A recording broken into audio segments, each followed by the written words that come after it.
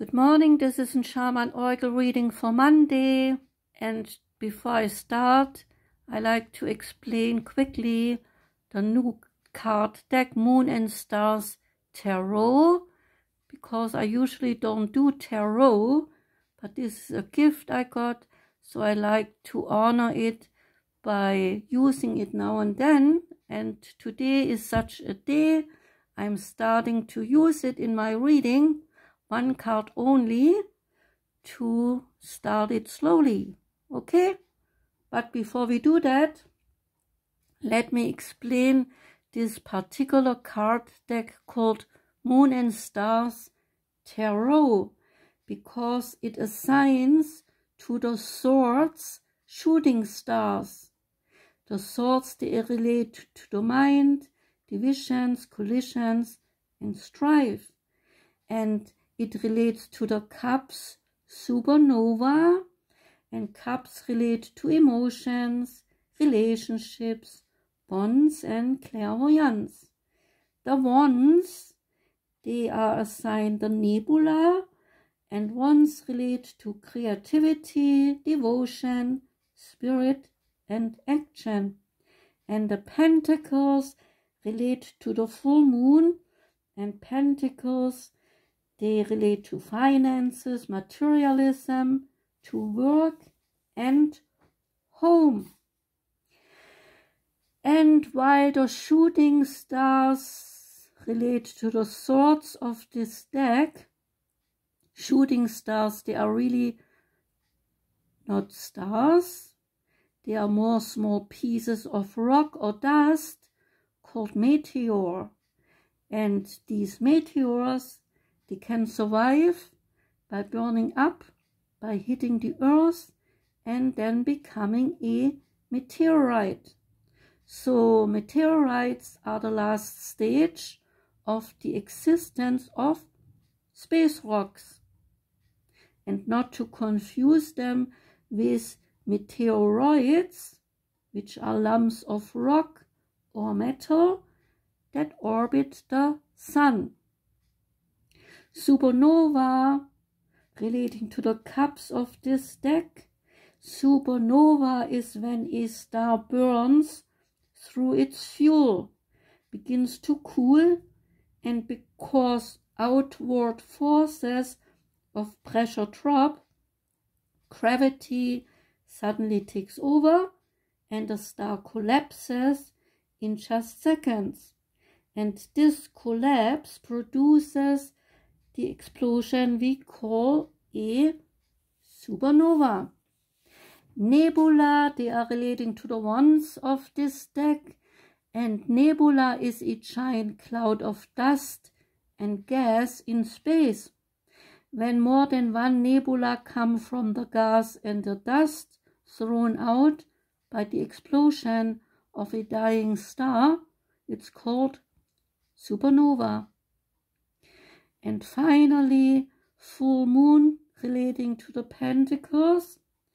A full moon is simply the moon moving in its orbit, so that our earth is between the moon and the sun. And when we look up in the sky, we see a full moon. This deck here further explains why the cups represent supernova.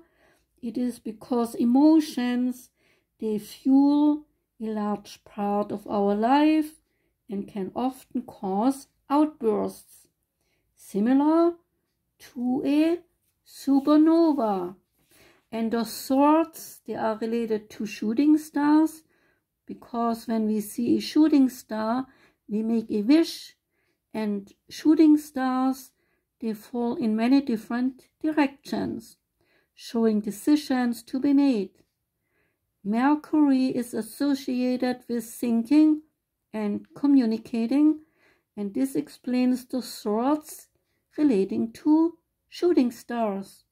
And the wands, they represent nebulas, the beginning of a new star, symbolizing new opportunities through creativity and passion. And Saturn stands for responsibility and ambition. And lastly, the pentacles, they are related to the full moon with a pentagram in the middle. The full moon represents blessings and desires through personal hard work. Mars relates to it, bringing the needed motivation and also sometimes aggression. So, I guess this was a quick run through the explanation of this deck. And now we come to my reading for Aries, starting with Aries. Hello Aries, welcome. And the first card that came out from my new Moon and Star Tarot deck is called King of Cups. And the King of Cups relates to the support, stability, control, and honesty. This king is a sensitive but emotional and intuitive being, a strong male influence. It can be strong male influence from the outside coming to you as a person, or you yourself could be King of Cups. This king, he can represent idealistic influences, and he can be a male friend, partner, or family member, as he gives love and support to those who need it.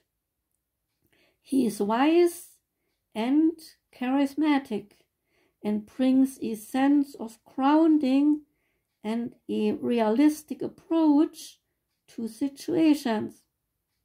He is a great counselor, as he brings to your attention the ability to trust more and open up and be compassionate and mindful of yourself and those around you. The star message here is: listen to the guidance being offered to you. Listen to your wisdom and intuition. Next card is the Shaman's Dream Oracle card called Dances on One Foot. And this relates to balancing act, resourcefulness, saying yes to life. When Dances on One Foot shows up, you are called to find a new balance. Just as a dancer moves gracefully into each pose, no matter how precariously balanced a step might seem, you must bring equanimity to the situation before you, no matter how thorny or how difficult a relationship might seem. If you are putting too much effort into managing your life, work, relationship, family, and digital media, you are missing the point. You have to be dancing while juggling your entire life, knowing that at any one time, half of it is going to be up in the air. It's not that you are doing too much and find it impossible to catch up.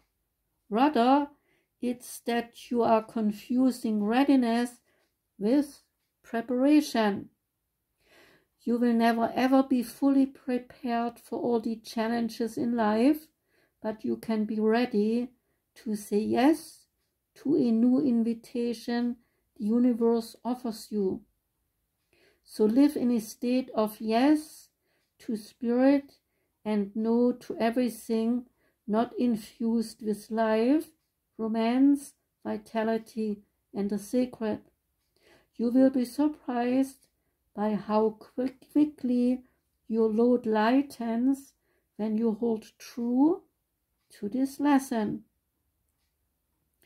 So you are challenged now to work with the resources available to you and not be seduced by the belief that if I only had done more. Life has provided you with everything you need to accomplish your goals and fulfill your mission. When it feels like you are losing your balance, do not contract, holding your arms close to your chest, for you will fall.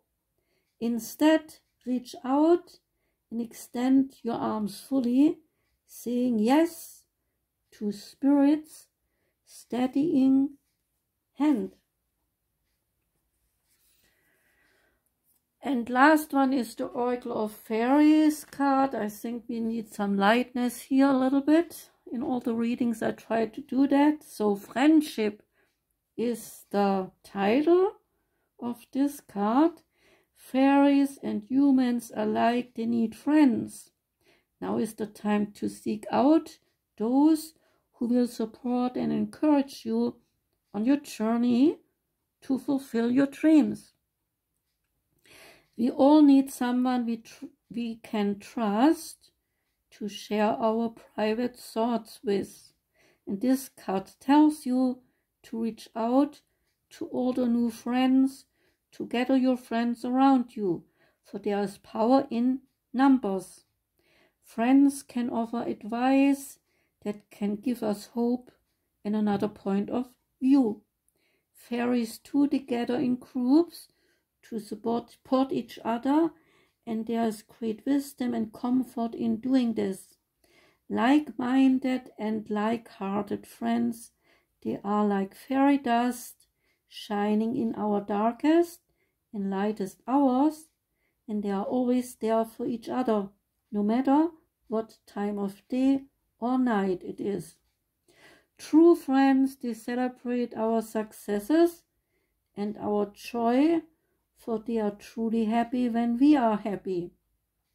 So this card is asking if you are being a good friend, or have you neglected your friendships.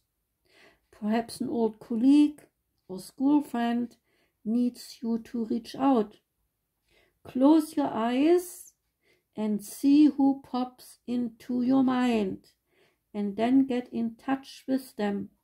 Perhaps give them a call or send them an email, just to say hi and check if they are doing okay. Friendships, they can last a lifetime and should be treasured. It could also be a time to make new friends, so join a class to learn a new skill, or go for a walk at a popular park or attraction. By getting out and exploring, you are much more likely to meet others with similar interests than if you stay at home. You never know, you could make an FFF, meaning fairy friend forever. So if that is not humor, I don't know what is. So that was your reading, Aries. I wish you a wonderful day, a wonderful week. Take care. Thanks for listening. And if you feel like it, come back. Okay? Goodbye.